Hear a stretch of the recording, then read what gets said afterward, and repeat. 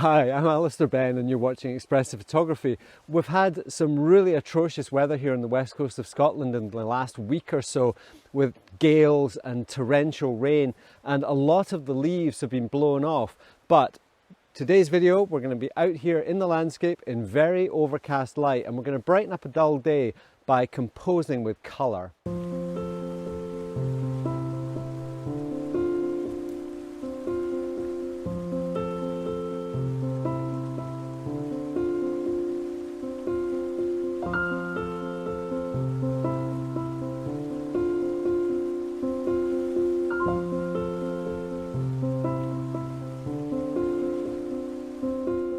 So when we came out today, we didn't have a really clear plan. In fact, both of us were feeling a bit low in energy, a bit kind of lethargic. And we've come back to this area that we photographed last week's video in, but instead of being high and looking down into the woods, we've been kind of walking around here. Now, when you come somewhere for the first time, without expectation or without any idea of what you're going to find, that is when photography can change your life. It can bring energy and enthusiasm back into your life when perhaps you're feeling a little bit down or quiet or melancholy or just low in energy. Now, we were coming through the woods here, and this scene behind me just leapt out as something that I wanted to point my camera at, and that's exactly what we're doing now. And what we have is layers of colour with some element of shape. But the main thing is that the way the elements are lined up is taking us through the frame from a point of significant, powerful interest through geometry and layering into an area of the frame that's very, very subdued but feels very, very distant.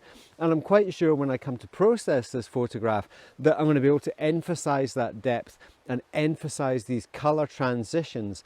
Now, this is something I talked an awful lot in the book, The Colour of Meaning, the transitions of colour, and how powerful a tool that is to engage people with the photograph in the first place, because it doesn't look normal.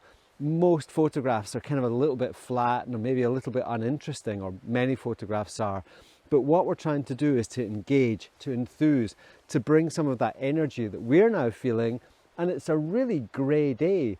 The forecast was a lot better than this, but it's just grey and flat and it just feels heavy.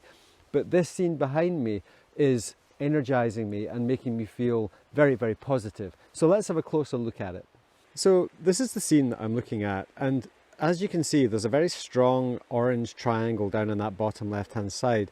And even though this composition is quite rounded in many ways, there's lots of diagonals. There's actually lots of angles leading through this frame. And it takes me right through to this back area of birch trees which have lost their leaves. And it's this transition from the very bright orange triangle in the foreground, leading through the other diagonals and the greens and those bare kind of lichen covered trees into the back, that I find quite appealing. Now, there is a slight focus issue with this, in that even at this, which I think is about 80 millimeters or so, we'll confirm that now on the screen, there's a slight depth of field issue, whereas the furthest layer at the back isn't quite sharp. So what I'm going to do is I'm going to take an exposure for the front and middle where the red focus point is, and then we'll take another one at the back.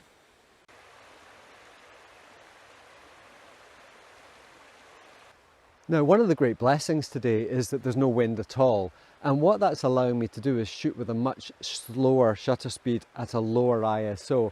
Now, at the moment I'm shooting at 1/25 at f13 at 250 ISO. Now, last week's video we were having to shoot at like 1/180 at about f7.1. Even then I was having to shoot at 1000 ISO because it was so gloomy and so dark. So things are brightening up here a little bit, and this is just understanding what you can get away with. Obviously with a long lens, you're magnifying things, you're zooming in, and the impact that that has is it tends to magnify movement as well. So if anything out there was moving, I'd have to be shooting a faster shutter speed, and that would have to be dialed in with a different ISO and perhaps an aperture.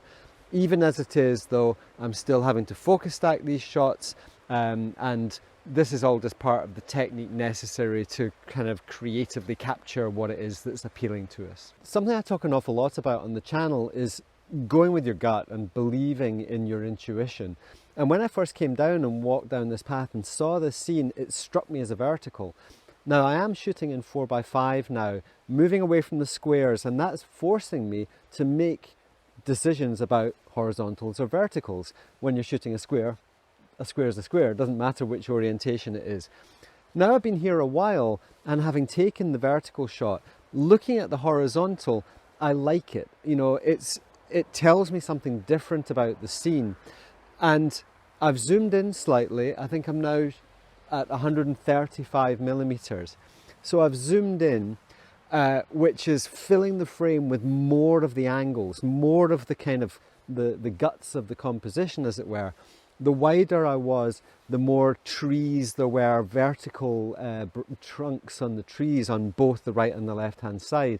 And those are kind of static elements, whereas in this, there's an awful lot more movement, there's an awful lot more angles. The colours seem more rational, the depth seems greater. So I'm going to change the settings a little bit. It's a bit gloomier now, and I'm going to increase the ISO up to about 500. And that's brought my shutter speed up to 1/40. I'm staying at f13. So I'll take one, and you'll see here that I'm focusing on the foreground orange triangle. So that's my foreground, nice and sharp. And I'm going to zoom in until I see where it starts to lose focus. And by the time we get into those orangey, the greener trees at the back there, I'm starting to get out of focus. So I'm going to take a second shot for that middle ground. And then I'm going to take a third shot for that green tree in its own right. The good thing with focus stacking is the more data, the better. You can't take too many shots. That's something I've learned over the years. And then finally, I'm going to take one right at the back, focus right in on those birches at the back. So I've now got 4 different exposures. Things aren't really moving very much. I'm pretty sure they'll smoosh together quite accurately in Adobe Photoshop. But I do like this composition. And for seeing how grey it is and how flat it is and how kind of heavy the air feels, I think this is a composition that's actually full of life, full of energy, full of joy, full of enthusiasm. And the colours are bringing all of this energy to a very flat day. So when we compose with colour, we can bring mood and energy into a landscape that superficially can feel very, very different. So I think this is a very valuable lesson, and it's something that at this time of the year in particular, with the autumn colours, we still have an opportunity to do so. I'll see what I can do in the winter when we're covered in frost and snow. Now, once we get back into the studio, what becomes clear is that we can dig deep into analysis to a far greater degree than we can in the field. I think there's a tendency for some people when they're actually out in the landscape making their photographs to overanalyze, overthink, try to rationalize, try to understand exactly what is going on with our reaction to what we're seeing. And the danger with this is that the whole experience can become overwhelmed with analysis. It's the same way as we're talking about flow states. I've just come back in the car, and today I was very conscious of how smoothly I was driving around the windy roads on the west coast of Scotland here. And as soon as you become conscious of that, your relationship with it changes, and you start having a different experience of the flow state to a certain extent. Now, when I'm in the landscape, I honestly swear that I do not really think about what I'm doing in terms of composition. I think the passport to creative freedom lies in a very innate, intuitive, relaxed, and almost playful relationship with the landscape. Now, if we look at both of these images side by side, they're essentially pointing in the same direction. The camera is pointing in the same direction. One is vertical 4x5 natively in camera, and the other one is a horizontal 4x5 also natively in camera, not cropped afterwards. They are both taken at 220 millimeters, and you can see that the relationship of the content is different in the vertical than it is in the horizontal. And this is a curious optical thing that goes on with lenses, so that we seem to have an awful lot more magnification with the horizontal 220 mil than with the vertical.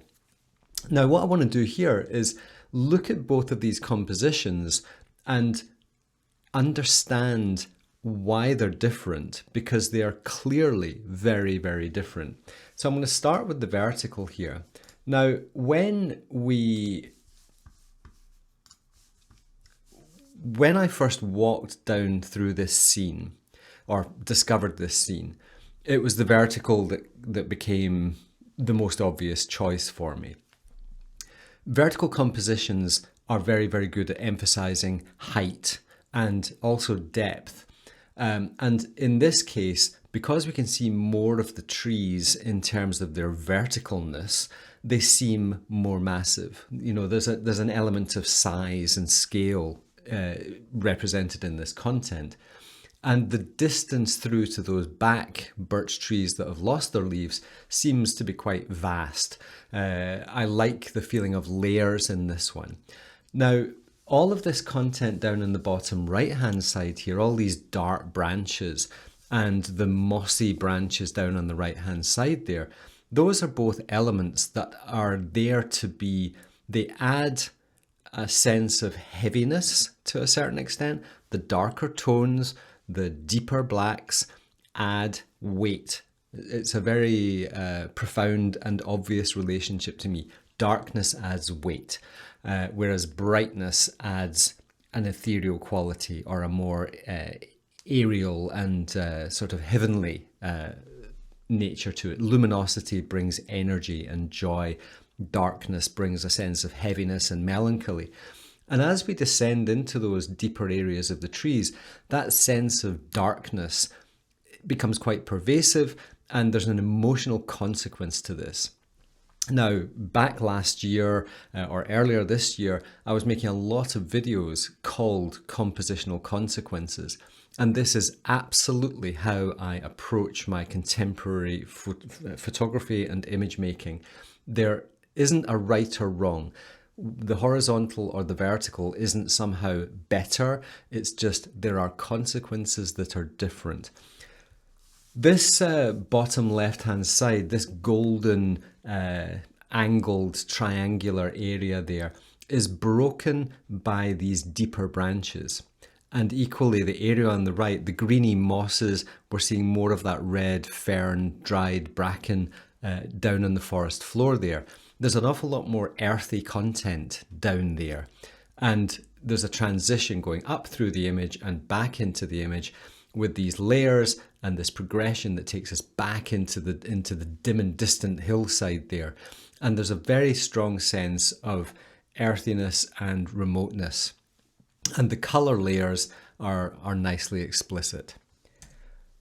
Once I'd been there a while, my tendency is to simplify. I think it's easy when we first hit the landscape to see the bigger picture, more obvious things.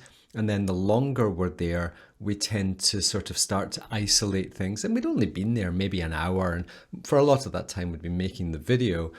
And this image here, I think, is a very good distillation of that scene. There is less conflicting content, or there is less in the way of context. It's just we have the very strong golden triangle there in the bottom left hand side, leading through nicely to this beautiful green and gold oak tree in the back, through to the back layer. And then we have some nice framing going on with the lichen covered trees. So I think this is a very good distillation of that scene. Now, horizontal compositions are less focused on height. They're not emphasizing the tallness of the trees. What we're doing in this photograph is kind of consolidating a degree of expansiveness of this landscape. It feels somewhat more massive in a way, even though we're showing quite a tight little section of it.